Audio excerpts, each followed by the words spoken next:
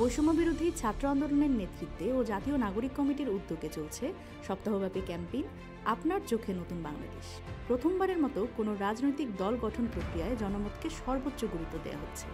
রাজপথের আন্দোলন থেকে তরুণ নেতৃত্ব আসবে রাজনীতির মাঠে। বিষয়টি কিভাবে দেখছেন সাধারণ মানুষ? নতুন রাজনৈতিক দলের কাছে মানুষের প্রত্যাশাই বা কি? আমার প্রথম প্রত্যাশা হলো রাজনৈতিকভাবে স্বাবলম্বী হইতে পারে দেশের মানুষ অবশ্যই এদেরকে খুব আশা নিয়েই এদের পিছনে এখন আন্দোলন করতেছে। এরা যদি প্রত্যাশিত জায়গায় পৌঁছতে পারে, এটা তো আমাদের ওলামায়ে কেরামের সর্বসম্মতিক্রমে এটাও তাদেরও মতামত যে দেশে কোনো দেশের একটা ভালো অবস্থান হোক, একজন শাসক আসুক, এটা আমরা সবাই চাই এবং বিগত দিনে চাওয়া ছিল। যার কারণে আন্দোলন এবং সরকারি পতনের পিছনে সবার আত্মত্যাগ, অনেকে জীবন বিসর্জন দিয়েছেন। উদ্দেশ্য তো এটাই। নিজের ইচ্ছা ভোট দিতে পারতেছে না, ভোট তারা নিজেরাই করে নিতেছে। অনেক সময় দেখা যায় যে বিভিন্ন দল আছে, কিন্তু আমরা অনেক দিন হলো আমরা নিজের ভোট নিজে দিতে পারতেছি। আমাদের কাছে কেউ আসেও না। যদি আসার মতো এরকম লোক থাকে, আমরা তার পাশে আছি, কোনো সমস্যা নেই। আর জিনিসের দাম তো সব সময় দেখা যাচ্ছে সবগুলোর দামই বেড়েছে। এখানে 10 মার্কা দিতে হবে। আমরা একটা চাই বিএনপি জামাত আওয়ামী লীগ বলতে না, আমরা মনে করি নতুন প্রজন্ম আসবে, নতুন প্রজন্মে যে দেশ গড়ার জন্য যে উদ্যোগ দিয়েছে আমরা তাদের স্বাগতম জানাই। কিন্তু স্বাগতম জানাতে এবার না যে কৃষক দ্রব্যমূল্য মনে করেন বৃদ্ধি হইতেছে, আমরা কোনো কিছু কিনতে যেতে পারতেছি না, বা ব্যবসা বাণিজ্য কোনো জায়গায় যেতে পারছি না, টাকা উঠাতে পারতেছি না। 1 টাকা উঠাবে গেলে 3 দিন মনে হয়রানি হওয়া লাগে। এই ধরনের কাজও করতে কমে যাতে না আমরা পড়ি, বা যদি নতুন বৈষম্য ছাত্ররা যদি আসুক যাতে ওই ধরনের কাজের মধ্যে তারা ওরা না পড়ে। কিন্তু 2 ঘন্টার ভিতরে অনলাইনে টিকিট পাইলাম না। আমি বুঝলাম না যে অনলাইনের ভিতরে 2 ঘন্টার ভিতরে এত টিকিট কেমনে শেষ হয়। আমাদের প্রত্যাশা যদি তরুণরা আসে যে এইগুলো ঠিক করবে, টিকিট টুকুট যেমন হ্যারাস না হয়, যে আমরা যেমন টিকিট পাইতে পারি এবং টিকিট এটা চার্ট থাকবে, যেমন যতটি টিকিট যায় ওইটা চার্টের মধ্যে লেখা থাকবে যে এতটি টিকিট নেই। কিন্তু ওই দিক থেকে বলে যে নাই, কিন্তু আবার পরে পাওয়া যায় অন্য দিকের থেকে। আমি প্রায় কথা বলি যে এখানে কথা বলার চেষ্টা করি যে আমাদের সমাজে যারা প্রতিষ্ঠিত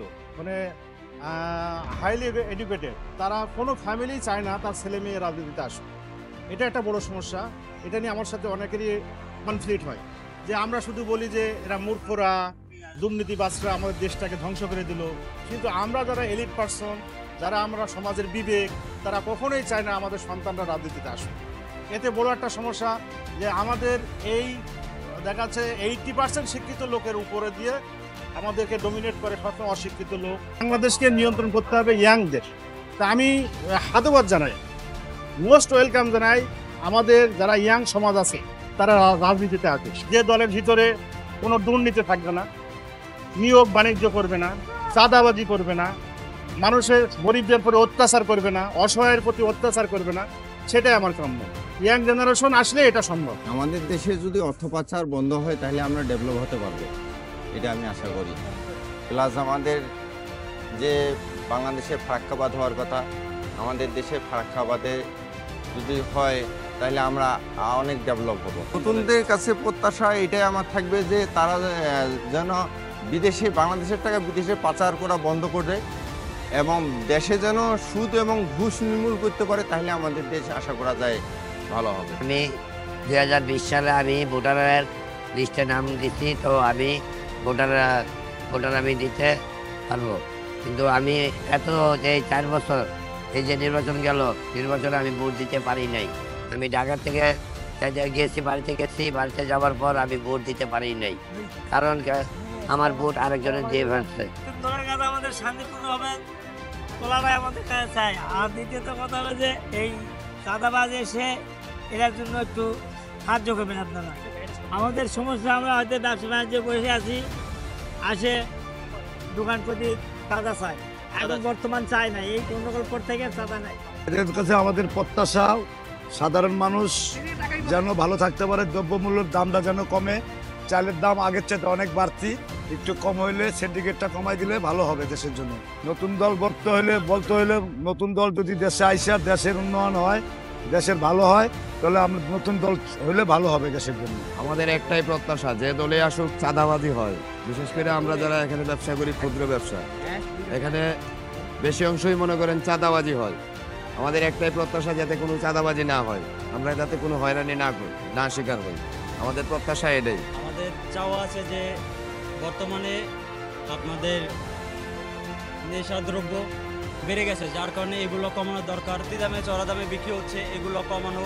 তারপর হচ্ছে যে চাঁদাবাজি, ছিনতাই, এগুলো বন্ধ করা, এগুলো আমাদের প্রত্যাশা আছে। তরুণ রাষ্ট্রে যদি তারা ভালো কাজ করে তাহলে আমরা অবশ্যই থাকবো। প্রত্যাশার প্রথমে বলবো স্বাগতম। দেশে আমরা চাই সবাই ভালো চলার জন্য, গরিব শ্রেণী, বড় শ্রেণী, মধ্যম শ্রেণী সবাই চাই ভালো চলার জন্য। আমরাও চাই দেশে কিছু পরিবর্তন আসুক, চাই আমরা যে চাই আরামে ব্যবসাটা করি, নিরাপদ সবাই মিলেমিশে থাকতে চাই। এই দেশটা আমরা সুন্দর শান্তিভাবে একটা ডাল ভাত খেয়ে কোনো রকম সুখে শান্তিতে সবাই মিলেমিশে একভাবে থাকতে চাই, ভালো থাকতে চাই। আমাদের এখানে কোনো যেন আমরা যাই ঝামেলা না পড়ে, যেন কোনো বিপদে না পড়ে, আমরা ওই জন্য একটু সুখ শান্তি চাইতেছি। একটা মোটা ডাল ভাত খাবো, সুন্দরভাবে চলবে। তাদের জন্য ওনারা যেন ভালোভাবে দেশটাকে সুন্দরভাবে পরিচালনা করতে পারে, সুন্দরভাবে ভালো কিছু করতে পারে, দেশটাকে যেমনি সামনের দিকে সুন্দরভাবে এগিয়ে নিয়ে যেতে পারে, আমরা ওইভাবে চাইতেছি। নতুন দল আসলে ভালো হবে। বর্তমানে চাঁদাবাজি কমবো, আপনার বাজার নিয়ন্ত্রণ করতে পারলে ভালো হবে। তার নতুন দল আসলে আপনার দেশের এলাকা ভালো দল আসলে ভালো হবে। তাই আমরা নতুন কিছু একটা দল আসুক। এগুলো তো আওয়ামী লীগ, বিএনপি, জাতীয় সবই দেখানো হয়েছে, ঠিক আছে? ওই সব একই টাকার এই পিটার আর নীতি একটাই, চাঁদাবাজি, দুর্নীতি দেখতেছি। মানে সব ঢাকা শহর আছে মানে অষ্টশীতে একশো আমি ঢাকায় ছিলাম। ওই সময় মানে এই আন্দোলন একের পরে এক চলতেই আছে দেশের পর্যন্ত কোনো জনগণ যেটা চাইব সে প্রত্যাশা এখন পূরণ হয়নি। আসা উচিত। কিসের জন্য মনে করেন বিগত আগের অনেক দল আসছিল, কিন্তু এরা তো যাই করছে। নতুন দল আসলে একটা নতুন একটা পরিবর্তন হবে আর কি। যেমন আমরা ভোট দিতে পারবো, সুষ্ঠু ভোট দিতে হবে, কাজ সব হবে। তার জন্য আমরা মনে করি যে নতুন দল আসলে সবচেয়ে ভালো হয়। যারা বিদেশ থাকে, বাংলাদেশে রাজনীতি করে বিদেশ থাকে এবং বিদেশ চলে যাবে, টাকা ইনকাম করার জন্য তারা রাজনীতি করে, তাদের জন্য কেউ ভোট না দেয়। সবার আগ্রহ করতে চাই যেন নতুন প্রজন্ম যারা আসে এরা যেন এদের উৎসাহ করে, এদের বাহাবা দেয়। মাঝখানে স্টুডেন্টরা কিন্তু টাকা উঠাইছে কিসের জন্য? আর তো মানবতার সেবায় নিযুক্ত তাদের জন্য। নতুন একটা প্রজন্ম আসুক, নতুন একটা সংগঠন তৈরি হোক। আমরা চাই ভালো চাই, দেশের জন্য ভালো চাই, মঙ্গল চাই। অবশ্যই তরুণদের প্রয়োজন আছে, কজ যারা আগে ছিল আমরা তাদের দেখেছি তারা কিভাবে দেশকে ইউজ করছে, বা আমাদের যে সম্পদগুলো ছিল বাইরে কিভাবে পাঠিয়ে দিছে। আমাদের তো কোনো উন্নতি ওইভাবে হয় নাই, মানে নিজেদের পকেট ভরে নিজেদের ফ্যামিলি মেম্বারদেরকে বিদেশে পাঠিয়ে দিত, বিদেশে টাকা পাচার করতো। তো আমরা চাই যে এমন যেন না হয়, তারা যেন পাওয়ার হাতে পাওয়ার পরে তারা যেন অবশ্যই দেশের জন্য, দেশের নাগরিকদের জন্য কিছু করে। আর তারা যেন মানে দেশের ক্ষতি হবে এমন কিছু যেন তারা না করে, এইটুকুই আমি চাই।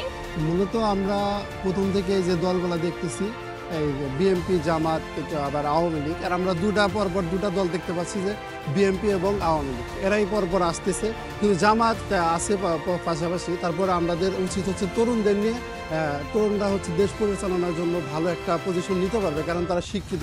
আর যারা আমরা আগের দলগুলোকে দেখতে পাচ্ছি তারা হচ্ছে ওনারা একটা ধারাতেই দেশ পরিচালনা করছে, কিন্তু তরুণরা আসতেছে সকলের দলমত নির্বিশেষে, সকলের মতামতের ভিত্তিতে এই দলটা গঠন করা হবে।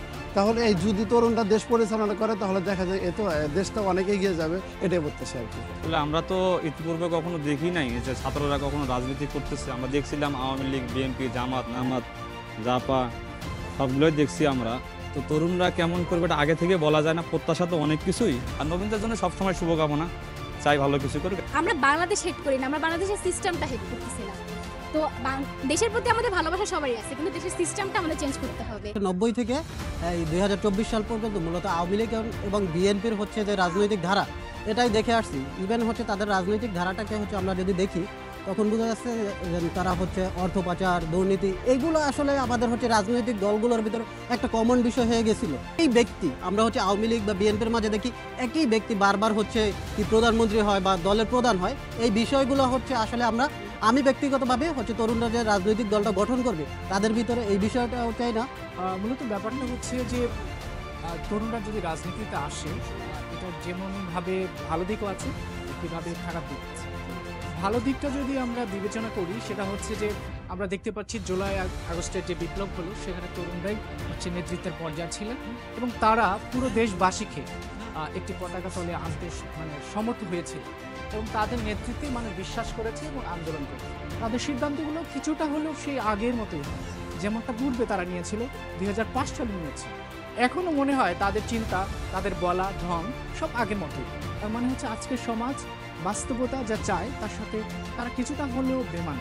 এক্ষেত্রে ছাত্ররা যদি দল খুলে এটা বেটার হবে, তারা খুব ভালো একটা জায়গায় নিয়ে যেতে পারবে আজকে আমাদের প্রজন্ম।